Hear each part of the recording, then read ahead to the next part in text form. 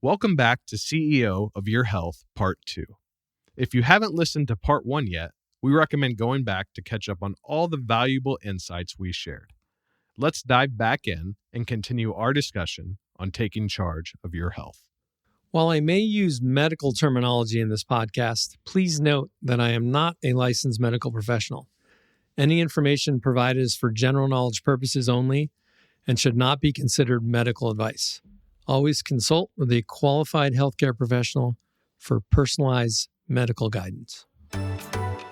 Welcome to the Real Estate Wealth Podcast, where we explore real estate as the most proven way to financial freedom. Join us for insights with leading experts and discover how vibrant health and an abundance mindset are the keys to true wealth. The one thing that I learned from that longevity conference was if you could do only one thing, Helen, right? It's not sleep, it's not supplements, it's not diet. Exercise is the biggest, right, precursor to longevity.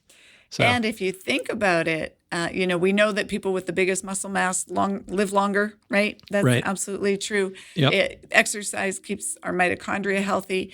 And if we think about it, when we exercise, we tend to do the other things right. We tend to have better sleep.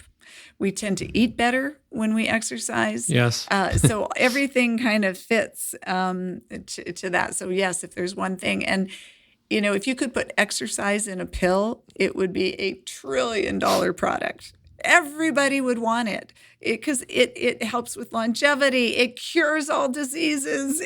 And yet it's free.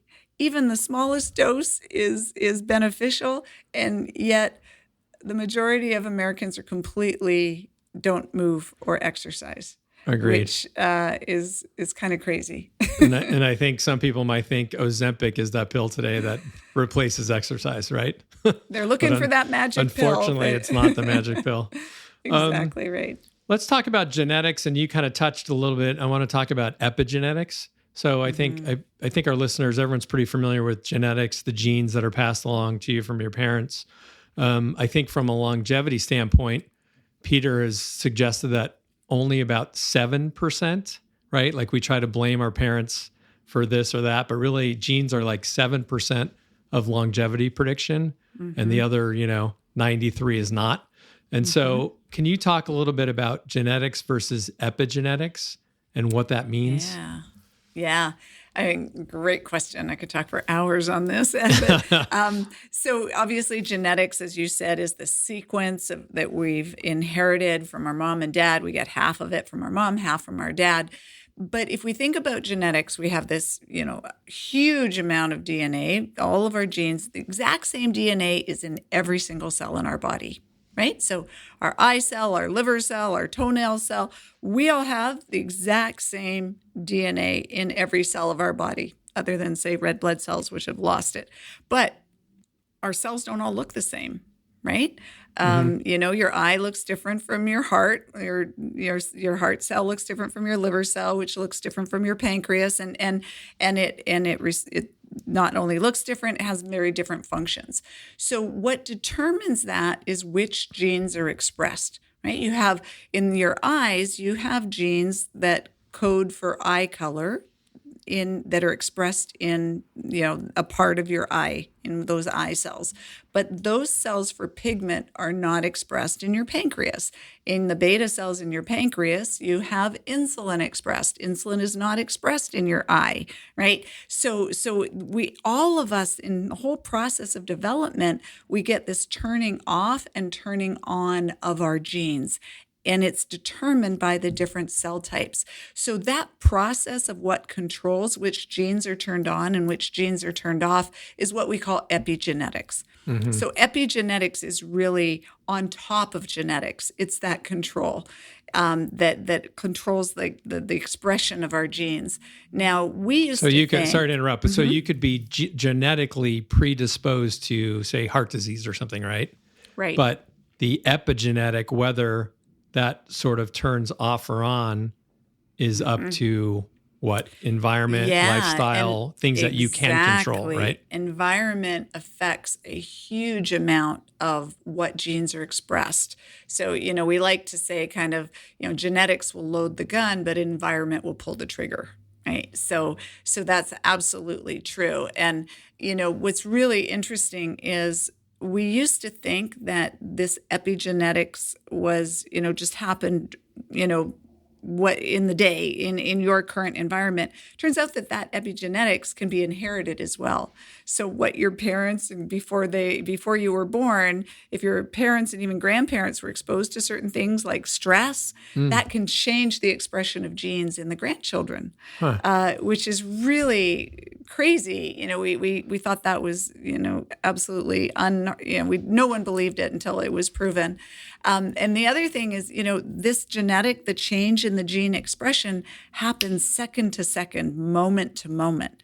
So, for example, people that meditate, this was a study that was done, they would change the expression, just the act of meditating, of over 200 genes. Wow. A lot of the genes that controlled inflammation, or the inflammatory ones, went down, and the anti-inflammatory, expression of those genes went up just from meditation. We know that what you eat, the broccoli, that's one of my favorite foods. The sulforaphane in the broccoli actually controls genetic expression. So the foods we eat, it's a whole field that we call nutrigenomics, how food changes gene expression. So, it's so critical. And a lot of people think, oh, it's genetics, I have no control over it. But you do, because this, understanding epigenetics allows you to actually have a lot of control. So what you do really does matter, even if you have a genetic predisposition. Even genes like the BRCA gene, where people think, oh, I have no choice. Not everybody with the same BRCA mutation has the same outcome. A lot of it has to do with your environment and the epigenetic expression of what is your BRCA genes. Mutation? I'm not familiar with that. BRCA mutation is breast cancer. Okay. It's the one that Angelina Jolie had, that, she did the double mastectomy to prevent breast cancer. But there's a lot of other factors in play that will affect that. And then epigenetics also comes into play in aging, because our sort of genetic expression changes as we get older. One of the ways that we control how genes are expressed is by adding little tags to the DNA. So we add these little methylation tags, or our body does. And it's like little, carbon and hydrogen. A methyl group gets added to the DNA. And when the methyl group is on the DNA, that DNA usually doesn't get expressed. It's almost like putting a black marker through. Versus, when the methyl groups are off, it's like highlighting it. It's like, no, you should read this one. And as we get older, the pattern of those methyl group tags changes so predictably that you can actually use that to measure your biological age. And so you can now look, and that's one of the tests we do at Fountain Life as well. We can see what your chronological age is compared to your biological age. Right. And exactly. Yeah, you can control your environment. You can slow down your rate of biological aging. Yeah, I think I was aging at 86% or something, or 84%, right? Less than lower. Yeah. That's slower perfect. than a normal year, which is good. I was glad to hear about. You mentioned a little bit about meditation and mindset. I talk about mindset on the show a lot, and I've been trying to do more meditation. I try to meditate like 2-3 times a week in the morning. I should probably do more. But I mean, I guess people, you think meditation is for your mind, and it obviously is, but you're suggesting that it can also control the physical, right, aspects of disease, overall health, etc.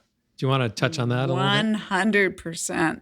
So, our mindset, what we do with our brain, absolutely controls our physical, body. If we think about it, when you get stressed, what happens? You can feel your heart rate going faster. So just thinking a thought can cause your heart rate to go up. It can cause your mouth to dry out. It can cause all of these very, profound physiological reactions.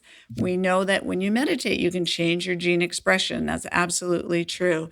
And one of the things, if you think about how important mindset can be to aging, there was I think, just such a profound study done. It was done back in 1979, and they called it the counterclockwise study. So they actually took 8 men that were in their 70s. They were shuffling. Some of them had some canes, and they put them into a hotel that was back in 1959, so 20 years earlier. There were no mirrors. There was all the magazines from 1959, the TV shows. They were told to act as if they were in 1959. They discussed the news events of 1959 as if they were today, current, right? Yep. Relevant and current. And then they had a control group that lived in the same type of environment, but it wasn't the same time, right? In 1959, it was the current time. And then they compared these men from, they looked at all of the different parameters. So things like their physical strength, manual dexterity, their gait, their posture, their cognition, their memory, even their taste and their hearing and their vision, all improved compared to the control group. They all became essentially younger. And what's crazy is even people who didn't know them, they didn't know the purpose of the study, they were given pictures to look at, these people, and they rated how old they looked. They looked younger. Amazing. Yeah. So that's how powerful I think mindset can be. Yes. And if we think we're going to be old and we think we're sick and we think, I think you are. Right? If you think you can, I can't remember who said it. If you think you can or think you can't, you're right. Right. If you think, yeah, exactly. Yeah. Now I'm a big believer in you become what you think about, right? Whether it's financially or physically, you become what you think about. I guess it kind of gets back to the two most simplistic things that we learned when we were young. It's like you are what you eat, and you become what you think about, right? Like the more sophisticated we get, now that I'm thinking about it with science, it's like you are what you eat and you become what you think about. If you have to remember only two things, those would be two good ones. Exactly. Let's talk a little bit about telomeres, or I think some people pronounce them telomeres. I don't know if I'm saying it right, but telomeres. Yeah, you guys test for those. I did that at Fountain Life, and it's interesting, and it's really a test of longevity, right? How healthy your telomeres are. Can you talk a little bit about what that is and what those are? So we talked about, DNA and genetics and epigenetics. So the telomeres are really just the little caps that are on the end of your pieces of DNA. So one piece of DNA, we call that a chromosome. We have, everyone's heard of 23andMe, right? We have 23 pairs of chromosomes. We get half from our mom, half from our dad. And every single time that our cells divide, our DNA has to divide, right? Because we have to have an exact copy that goes into each cell. And every time that DNA replicates, so it has to replicate itself and then split itself into each of the daughter cells. And we do that constantly as we keep making new cells, as we grow and renew our cells, right? We make new skin cells. We're constantly making new cells. And the DNA is constantly replicating in order to do that. Now, as with every replication, with every cell division, those little ends, the little caps that protect the DNA from fraying and raveling, they get a little bit shorter, the telomeres. So think of telomeres like the little caps on the end of shoelaces, right? If those little plastic caps on the shoelace disappear or you take them off, the shoelace can start to fray, and essentially the DNA will essentially fray, and that cell will die. And so the cells, we call this actually the Hayflick limit. How many times can a human cell divide before those telomeres are too short that the cell can't divide anymore? Interesting. And so you think every cell division, the little cap on the shoelace gets kind of tiny bit shorter each time. And so that really is, if you think about it, a way of measuring our age or our longevity, our biological age, because if the telomeres are really short, we're a lot older because our cells aren't going to be able to divide and renew anymore. If those cells are, telomeres are longer, then we're essentially biologically younger. But it's also been proven that telomere length can be lengthened, I guess, for lack of a better term, through mindset and meditation, right? Which exactly right. Amazing. Yeah. which is really amazing. And mindset, meditation, stress is one of the things that actually causes the telomeres to shorten. We also have an enzyme in a lot of our cells called telomerase, and that enzyme actually lengthens the telomeres. And you're absolutely right. Meditation and mindset, even other like herbs like ashwagandha and other things can cause the telomeres to get a little bit older. I mean, longer, not older, longer. Because in a relaxed state, they tend to get longer? Yeah, and it will turn on the telomerase Because enzyme. ashwagandha, I think that's like a relaxation, it's right? Great for your immune system for relaxation. Absolutely. Yeah. And so, your telomeres will get a little bit longer. Now, some of us were born with a little bit longer telomeres than other of us. And so it is an individual thing as well. So unlike the little caps at the end of your shoelaces, they can actually, in this case, they can get longer You have and a not little constantly control. getting shorter, Yeah. right? You have a little control wrap over the them. little tape around them. Yeah. We talked earlier, we touched a little bit about the Clearly Heart Scan. Can you tell us some of the other sort of cutting edge AI advanced diagnostics you guys are doing at Fountain Life? Yeah. So we're trying to use, what's available out there, what's cutting edge, what's really pushing the envelope to find things as early as possible. We do a full body MRI, head to toe, and we use a lot of the AI or artificial intelligence kind of overlays to really characterize. For example, we can characterize the different regions of your brain and measure the size of it. All of that is done with the AI. We can look at, even the little perivascular spaces in your brain. That's the space around the blood vessels in your brain. And we know when those get bigger, you're not cleaning your brain out as efficiently. That's what happens when you sleep. So we see people that don't sleep, and that is one of the first things that starts to happen on the road to things like dementia or Alzheimer's. So, using AI to start measuring these things. We're using AI for our CCTA, which you mentioned, the Clearly scan. So we do a coronary CT angiography, the CCTA, but then with the artificial intelligence overlays, not only, otherwise you just see plaque as this white stuff on the image, we can actually see and characterize the type of plaque. Is it calcified? Is it soft? Exactly what type. And that allows us to understand kind of the dangerous plaque, if you say, so to speak. We're using innovative kind of machine learning algorithms for some of the blood tests that we're doing that is also predictive of cardiovascular disease, because one of the things we really want to do is start democratizing and making this access to this preventative, proactive approach much more accessible to as many people as possible. Right. So what we're doing in our Fountain Life centers is very comprehensive and really amazing and cutting edge. And, obviously you've experienced it, but we really want to make sure that we learn from that. And you, by going through, you've contributed to that learning so that we can democratize and make it available to more and more people. And so we're also starting to use AI and building our own AI models. And again, AI is in such an amazing place right now. It's so exciting and so fun. But using a root cause, so training the models, the current large language models, on a root cause approach to medicine. So really not just the symptom control that we talked about at the beginning, but how can AI start to help and become decision support tools for our doctors to actually look at all of the results of all these tests, understand the patterns, because there's so much data that computers are much better at seeing all the patterns than people are now, and really drive that root cause approach to medicine as well. So we're using retinal scans, looking at the retina on the back of the eye, which is again read by AI. So we're using it in as many places as we can. Which is a early predictor of Alzheimer's, right? The retinal scan. You can see, the retinal scan, you can start to see, it's one place in your body where you can actually see blood vessels in real time. And so you can see things like high cholesterol, hypertension or high blood pressure, diabetes, all of those things that, yes, can, and signs of dementia as well. Wow, interesting. I didn't realize that.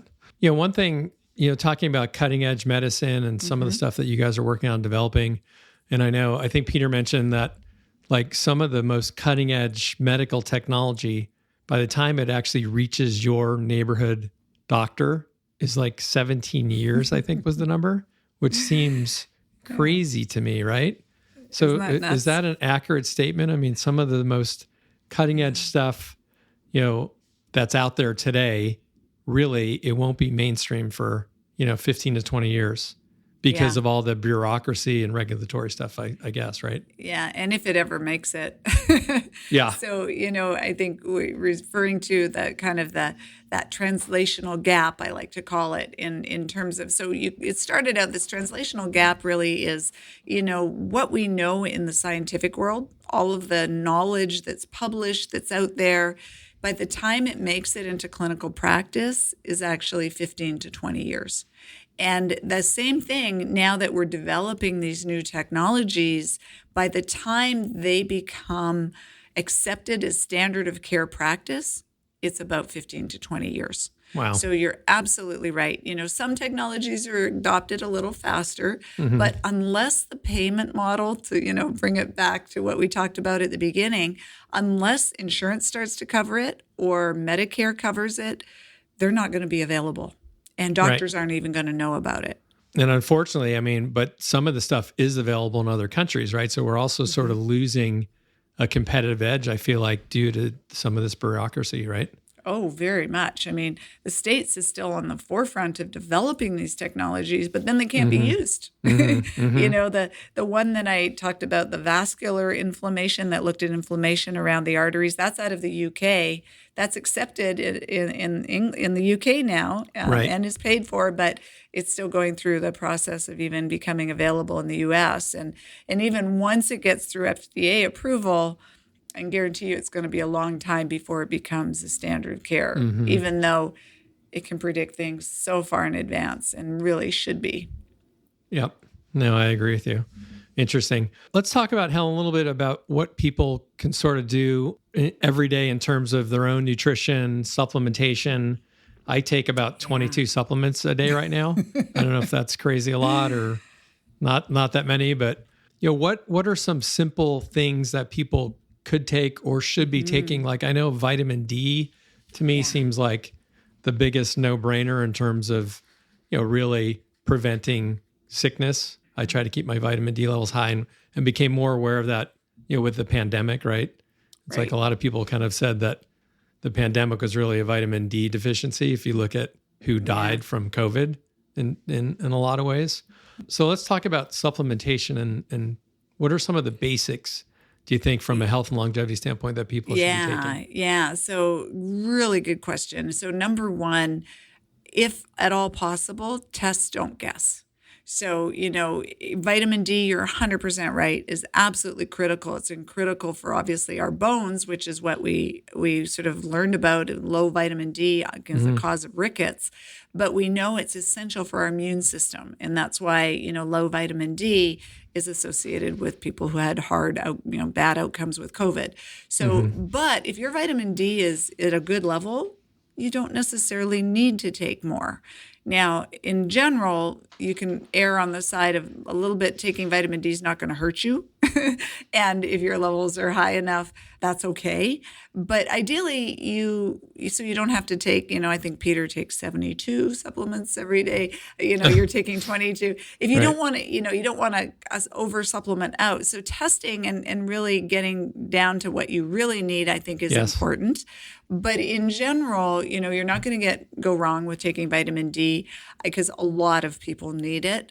I think a lot of people really need magnesium. That's another one that is very low in a vast majority of people. Magnesium is just critical for hundreds and hundreds of different biochemical reactions in our body. Magnesium also helps relax our muscles. So if we ever, that tightness you might feel in your shoulders or tightness in your muscles, try a little magnesium. If you're constipated, try a little magnesium. That's going to go a long way because magnesium is used up when we're under stress. And magnesium is also a cofactor for that telomerase, that enzyme that extends telomeres that we were talking about earlier. I didn't know that. So magnesium, I think, I find most people can use it. And you can use it. I take a lot of magnesium. You do. And it helps Yeah. with sleep as well, right? I've been taking a little bit at night because my Oura ring is telling me I'm not getting enough deep sleep. It's So I've been relaxing. trying to supplement with magnesium before bedtime, which is supposed to help in that regard as well. It does. It does. And magnesium glycinate, the form of these supplements actually matters as well. Because if you just take, milk of magnesia, that's magnesium. But that's going to cause a lot of diarrhea, right? It'll stay in the gut and cause. So if you're constipated, it works great. But if you want it to help you sleep, then things like magnesium glycinate, that's, the magnesium is attached to a glycine molecule or amino acid, that's going to help even better. So the form of the vitamins you take is also important. So for example, vitamin D is a fat-soluble vitamin. So you want to take that in a form where it's going to get absorbed, which means it's absorbed better if you take it with food. Other supplements, and especially if there's a little bit of fat in your food, that's going to get absorbed better. Other supplements are better absorbed on an empty stomach. So it's good to kind of know what that is as well. Another, I think, supplement that most people are fairly deficient on, and it's an essential fatty acid, is omega-3 fatty acids. So fish oils. I'm finding they're very anti-inflammatory, heart disease. There's a lot of people that have low omega-3 fatty acids. So I think that one, across the board, most people could benefit from that. And then the other thing I think from a dietary perspective, but because most people don't get enough, is fiber. You can supplement with fiber. Fiber feeds your microbiome. Fiber alone is actually considered as effective as a small molecule drug for a lot of conditions because, we didn't get into the microbiome and how important that is for our overall health. But feeding that is absolutely essential. I think the B vitamins, a lot of times people are low in the different B vitamins, so taking a B complex can be helpful. Just in general for sort of broad types of things for people to take. Those are the ones that would be my go-to. Others, obviously, if you have specific conditions or, you really want to focus on longevity, you might want to look at taking kind of an NAD type of support like NR or NMN. Though there's other things we can go, we could probably talk for hours on supplements alone. And, but really understanding what you need. I usually am a fan of not taking the same supplements every single day, all day. I like to mix them up a little bit and maybe take a break, take them during the week and not on weekends. Yeah, that's pretty much what I do. Yeah. Yeah, the best thing is really testing and understanding what you need. Yeah, I agree. I mean, there's a few essentials that people are typically low on, like you mentioned, and then the rest you kind of have to know from your doctor, from your testing. Exactly. Helen, you talked about the microbiome and we didn't talk about that, but it is kind of the second brain, right? Your gut, and the old thing, like, I feel it in my gut. Like, that's a true statement because your gut is your second brain. What's your feeling on probiotics? Your gut feeling, yes. Yeah, what's your gut feeling on probiotics? So probiotics there's some really great evidence behind probiotics that they can be beneficial. If I had to choose between fiber and probiotics, I would choose fiber. Okay. I think you want to feed the good microbes. That's really important. But there are some good probiotics out there that have some good evidence. In the past, probiotics, the actual strain, the type of bacteria. So a probiotic is the actual bacteria, right? That's that you're swallowing and taking. And in the past, most probiotics were just chosen, like the kind of bacteria that are in them, because they were easy to grow and easy to put in a capsule, not necessarily the ones that we really need. But there's more and more research being done, and I think there's more specific and better probiotics that are available now. But yes, probiotics can be really valuable. The other thing, like the fiber is considered a prebiotic because the fiber feeds those microbes. So I would never take a probiotic unless I also took a prebiotic with it. They can get that from your vegetables, right? Anything with fiber, fruits and vegetables have fiber, but taking a fiber supplement is also really important to help those beneficial microbes grow. There's products that have both of them mixed together. They call those symbiotics. And then there's also postbiotics. So postbiotics are the products that the microbes make. So one of the most important things that our microbes make are short-chain fatty acids. One of them is called butyrate.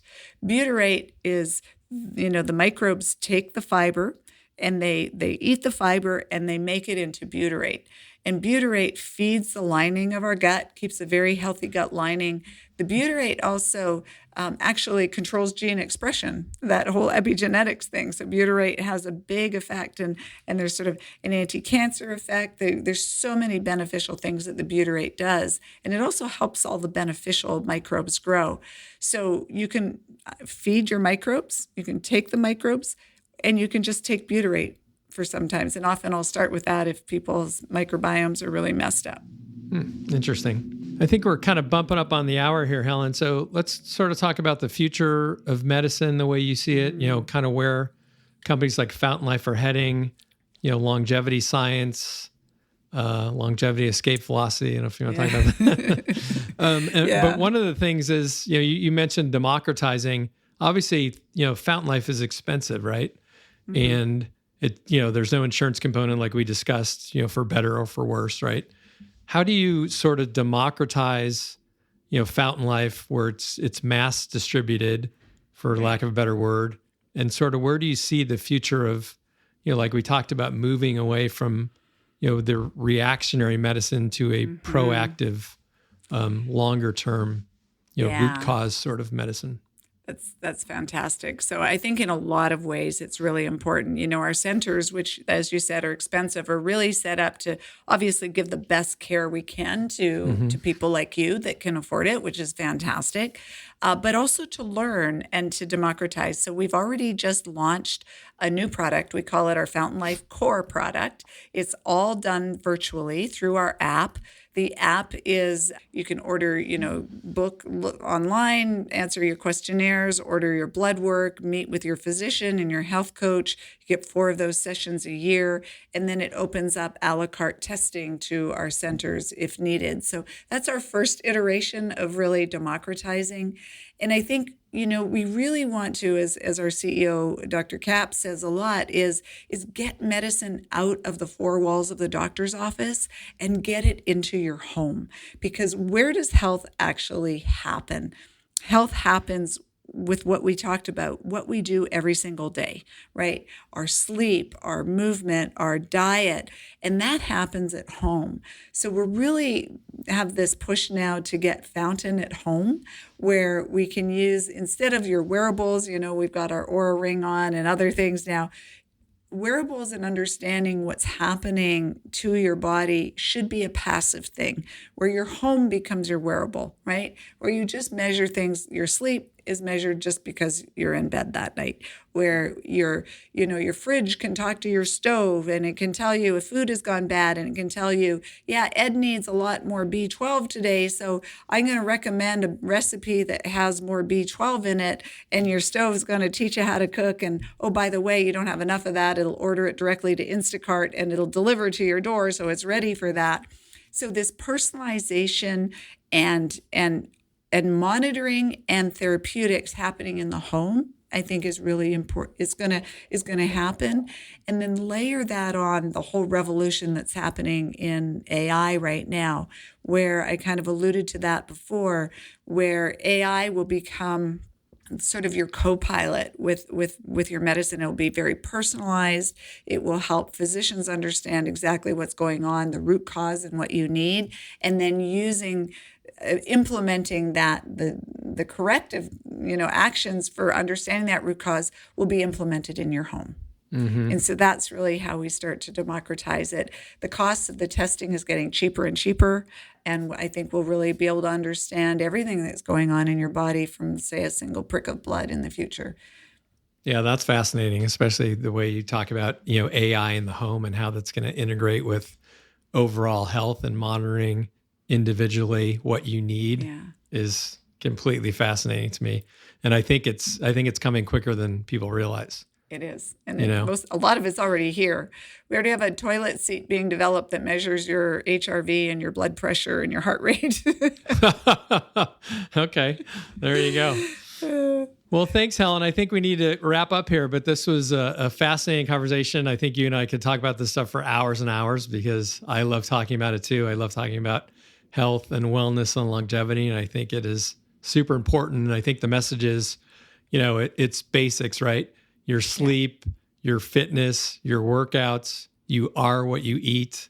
And I think people really need to, sort of look at taking health into their own hands because, when you look at the system, you can't, I don't want to say not trust it, but you can't sort of not trust it, right? Exactly. And you really need to take health into your own hands, just like your finances or anything else that's important to you in life. We now have the ability to do that. There's so much knowledge out there that can be easily attained that couldn't 20 years ago. So I think, that's the message for people. Do your own research, figure out what you need from a personalized standpoint because everyone is different and just, take health back into your own hands. Yeah, it's an exciting time to be alive and to be able to do this now. The information is there. It's all out there for you. So it could not be a better time. And we're all living longer, right? Because 120 is going to be the new 80. So I'm hitting my halfway point in a couple of weeks. That's here. Right. So I've been joking. I'm hitting my halfway point. So I better start getting on it. Well, thank you, Helen. I appreciate your time today. And I think our listeners will find a lot of value in today's episode. So I appreciate it. It was so much fun. Thank you, Ed. I hope today's show inspired you just a little bit. And I would like to thank my guests once again. I'm excited to bring you more episodes with interesting and informative experts to help you navigate your way to wealth and health. Thanks for listening to the Real Estate Wealth Podcast. The Real Estate Wealth Podcast is produced by Truthwork Media. Our producer is Seth Creekmore, with support from McKenna Smith. For show notes and more information about this podcast, visit edaloe.com. For more information about CalCap Advisors, visit us at calcap.com or follow us on Twitter at CalCap Advisors. I'm your host, Ed Aloe, and thank you for listening.